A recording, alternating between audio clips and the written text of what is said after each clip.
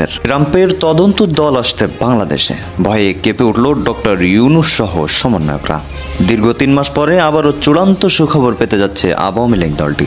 যে কোনো সময় আবারও ঘুরে যেতে পারে ক্ষমতার চাকা। আবারও শেখ হাসিনার পদত্যাগপত্র দেখতে চাইল ডোনাল্ড ট্রাম্প। না দেখাতে পারলেই বহিষ্কার হবেন ডক্টর ইউনূস। জেলে যাওয়ার আশঙ্কায় ডক্টর ইউনূস। সম্প্রতি এমন সংবাদ প্রকাশিত হয়েছে বিভিন্ন গণমাধ্যমে। ডক্টর ইউনূসকে নিয়ে বিভিন্ন সময়ে বিশ্বের বিভিন্ন নোবেলজয়ীরা বিবৃতিও দিয়েছেন। কিছুদিন আগেও ডক্টর ইউনূসকে নিয়ে বার্তা দিয়েছিল জাতিসংঘ। এবারে ইউনূসকে নিয়ে তাদের অবস্থান স্পষ্ট করল জাতিসংঘ। জাতিসংঘ সাধারণ অধিবেশনের মুখপাত্র মনিকা কি বার্তা দিলেন? যেরকম ওয়েতেই বাংলাদেশের রাজনীতির মাঠে বা মানুষের মুখে মুখে নিজের একটা অবস্থান কিন্তু 4 মাসের মধ্যে তৈরি করে ফেলেছে বাংলাদেশ আওয়ামী লীগ। ইউক্রেন রাশিয়া যুদ্ধ লাগছে, এখন আমাদের বাংলাদেশের পেটে যুদ্ধ লাগছে। এটা সামাল দিতে মানে সরকার তো ব্যর্থই, আমরাও ব্যর্থ। কথা বুঝছেন, সরকার নিয়ন্ত্রণ না করলে এগুলা আর হবে না। এই যে সরকার আছে আমাদের হটাও, এ কোনো সরকারের জাতো না, এটি কোনো কাজ হবে না দেশে। এটা হলো সুদখোর সরকার। এত রাগ করতে গেলে বছরের দেশের অবস্থা বোঝেন না। মানুষের কাছে মাল বেচতে গেলে মানুষের সাথে ঝগড়া করার লাগে। আর দাদার ব্যাপারটা আর সাংবাদিকরাও খারাপ আছে। তারা কি করে জানেন, কোথায় একটা কেটে আর একটা লাগাই দিয়ে তারপরে মানুষের গিলটিতে ফেলে যায়। এটা সাংবাদিকের নিয়ম না, সাংবাদিক বলে খেলে। আমি জানতে চাই এটা।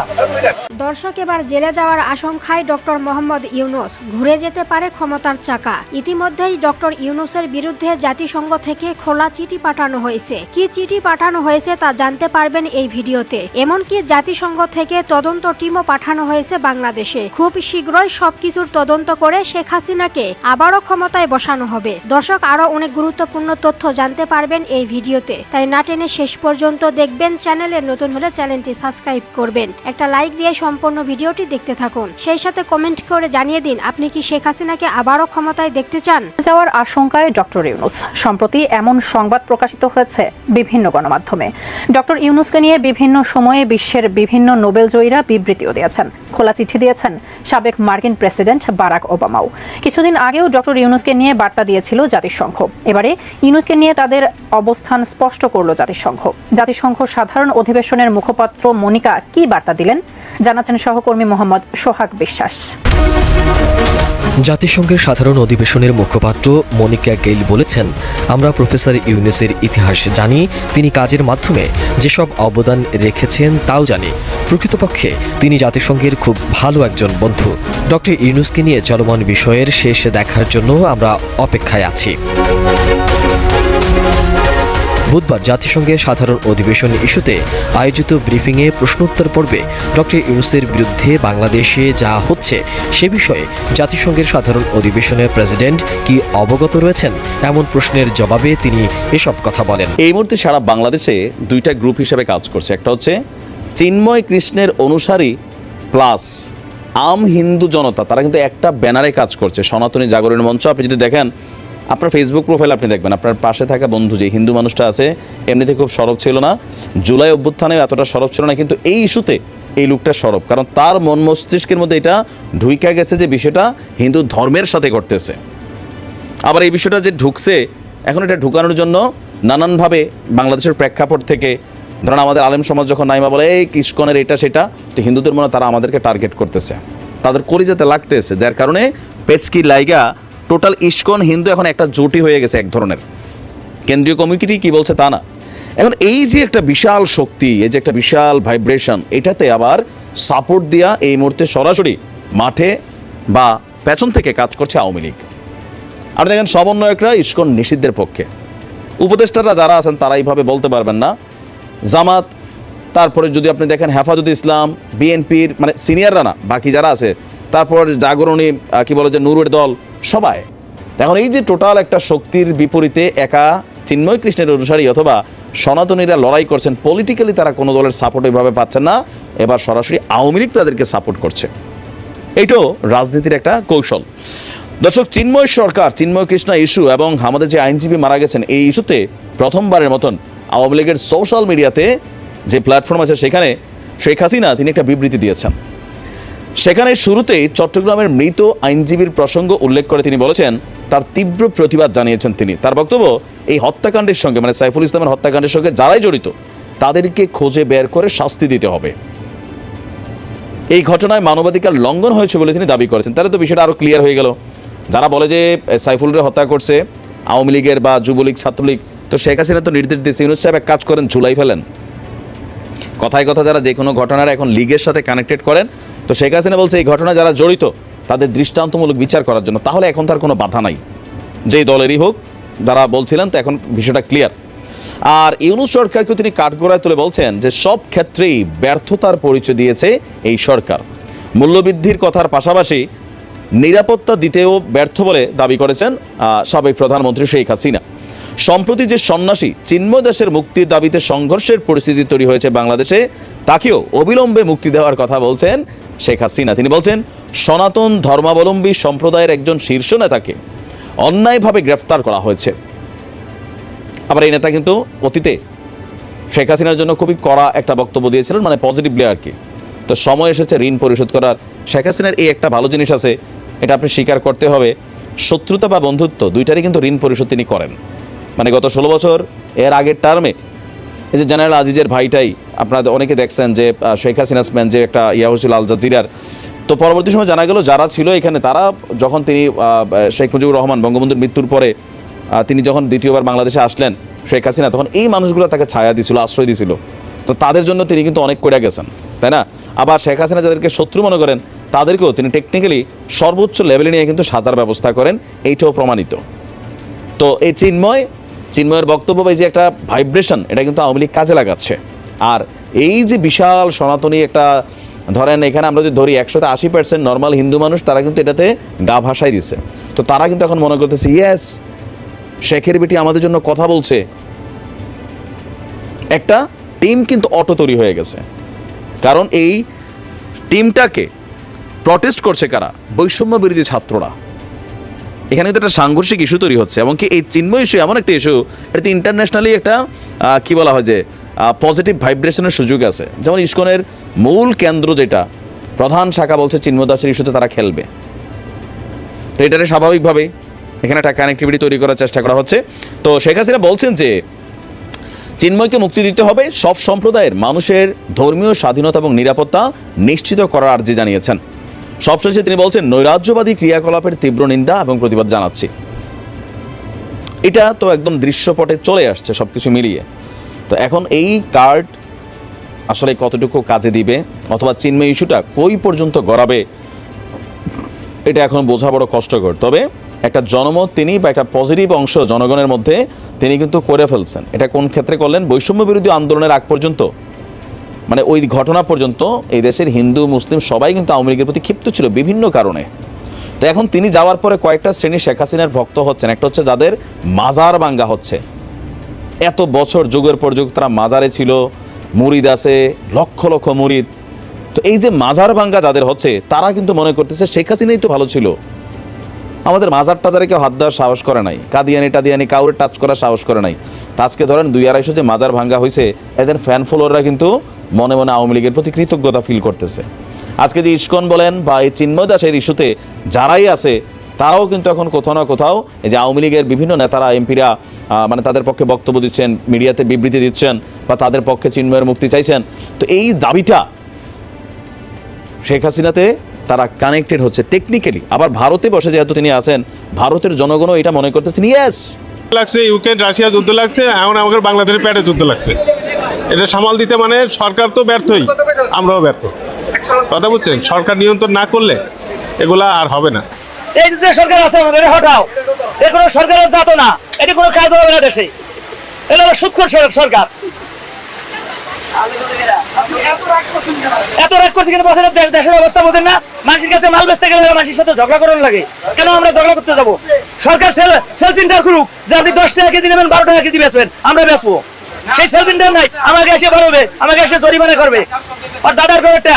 আর সাংবাদিকরাও খারাপ আছে, তারা কি করে জানেন? কোথায় 1 টাকা দিয়ে 2 লাগাই দিয়ে তারপরে মানুষের গিল্টিতে ফেলে দেয়। এটা সাংবাদিককে নিয়োগ না, সাংবাদিক বলে খেলে। আমি জানতে চাই এটা।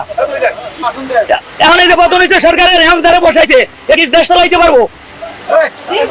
এর কোনো আর চাল আছে তো জোরের গায়ে, এর কাছে আমার অস্ত্র আছে, আমার কাছে অস্ত্র থাকলে আপনি আমার সাথে পারবেন নাকি?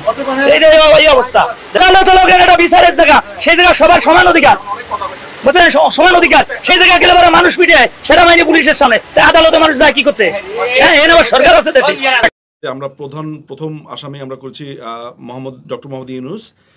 যিনি দখলদার বাহিনীর প্রধান হিসেবে আছে, lieutenant general Jahangir Alam Chowdhury, doctor Asif Nazrul, doctor Salehuddin Ahmed, AFM Hasan Arif, brigadier general M Shawkat Hossain, M Touhid Hossain যিনি কথিত পররাষ্ট্র উপদেষ্টা, ফরিদা আক্তার, শারমিন মুর্শিদ, সৈয়দা রিজওয়ানা হাসান, নূরজাহান বেগম, আদিলুর রহমান খান, বিধান রঞ্জন রয় পোদ্দার, ফারুকি আজম, AFM খালিদ হোসেন, সুপ্রদীপ চাকমা, নুরুল হক নূর, মাহফুজ আলম হিজবুত তাহরির লিডার এবং তিনি special assistant to the chief adviser, Nahid Islam কথিত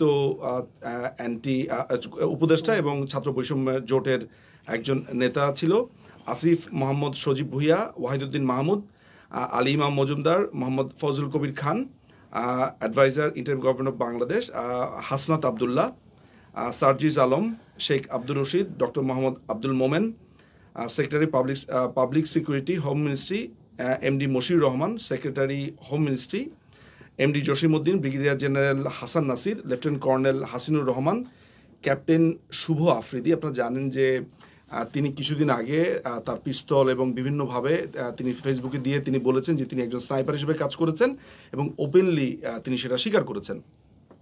নাসির উদ্দিন পাটোয়ারি, কনভেনার জাতীয় নাগরিক কমিটি, আক্তার হোসেন, সামান্তা শারমিন, MD মাহিন সরকার।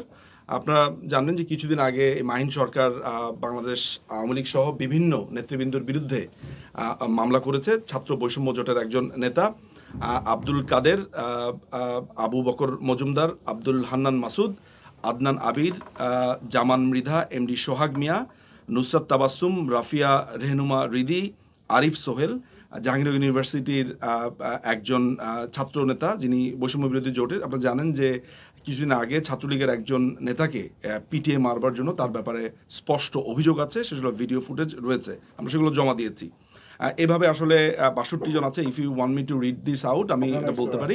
সো ডক্টর মোহাম্মদ ইউনূস সহ ৬২ জনের বিরুদ্ধে যারা মানবতা লঙ্ঘনকারী, মানবতা বিরোধী কাজের সাথে জড়িত বাংলাদেশে, এবং বিশেষ করে আমি একজন ভিকটিম, আমার বাড়িঘর জ্বালিয়ে দেওয়া হয়েছে এবং আমি নির্বাচিত মেয়র, আমাকে সেখান থেকে তারা জোর করে সরিয়ে দিয়েছে এবং আমি সহ বাংলাদেশের হাজার হাজার আমাদের নেতাকর্মীর উপর তারা আক্রমণ করেছে, নির্যাতন করেছে।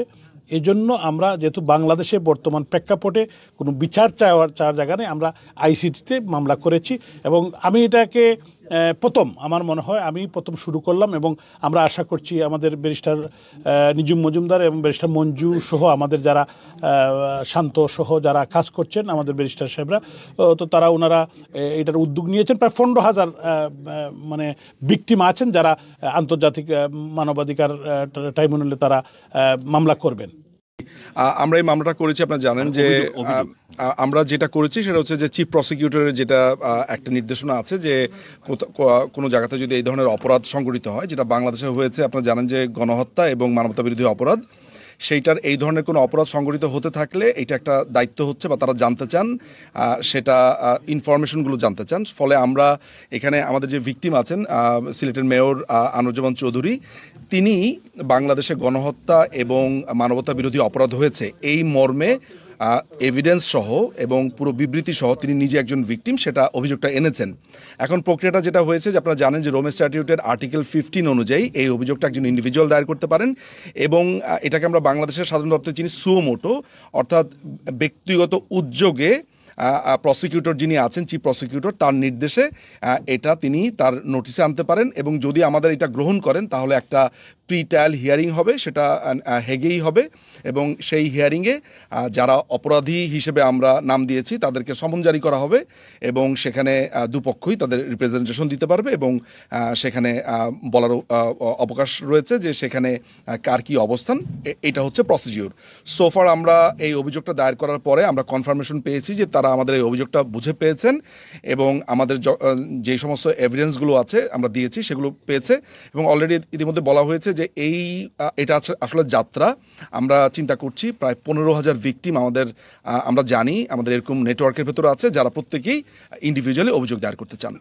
রোম স্ট্যাটিউট যেটাকে বলে রোম বিধি 98 সাল থেকে, রোম বিধিতে বলা আছে যদি পৃথিবীর কোনো জায়গায় মানবতা বিরোধী অপরাধ, যুদ্ধ অপরাধ এবং অ্যাগ্রেশন, আরেকটি হচ্ছে ক্রাইম এগেনস্ট হিউম্যানিটি, এরকম 4টা অপরাধ যদি সংগঠিত হয় তাহলে কোনো ব্যক্তি, কোনো গোষ্ঠী, কোনো প্রতিষ্ঠান অথবা কোনো রাষ্ট্র অভিযোগ আনতে পারে।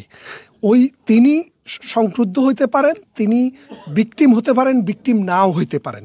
তো সেই হিসাবে যেই কোনো ব্যক্তি এই অপরাধের জন্য অভিযোগ নিয়ে আসতে পারেন এবং সেটার জন্য একটা পোর্টাল রয়েছে, সেই পোর্টালে আপনার অভিযোগ এবং প্রমাণসহ দাখিল করতে হয়। আমরা সেটাই অবলম্বন করেছি। আমরা একজন ভিকটিমকে দিয়ে অপরাধ সংগঠিত কখন হয়েছে, কোথায় হয়েছে, কিভাবে হয়েছে সেটা প্রমাণসহ জমা দিয়েছি। জমা দেওয়ার পরে আমরা একটা অ্যাকনোলেজমেন্ট পেয়েছি, অর্থাৎ বর্তমানে একটি নাম্বারভুক্ত মামলা হিসাবে এটি রয়েছে এবং ভবিষ্যতে আমরা আরও মামলা নিয়ে আসব, আরও একাধিক মামলা নয়। কারণ আপনি জানেন যে মানবতা বিরোধী অপরাধ বা গণহত্যা হতে গেলে এটাকে বিশাল জনগোষ্ঠীর মধ্যে হতে হয়। তো 1 জন 2 জন বা 3 জন কোনো ইস্যু না, এখানে শত শত হতে হয়।